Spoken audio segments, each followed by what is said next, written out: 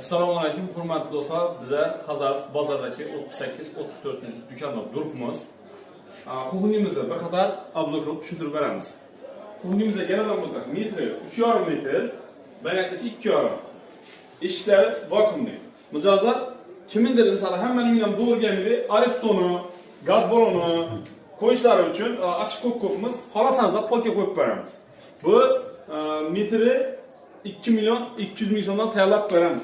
Stolga keladigan bo'lsak, Eramski, Mekkan, endi stoldan tortmalarni tandim mexanik.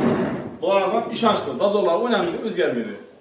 Bu tarafı ila yaqinroqdan ko'rsatgan eshiklari vakuumli.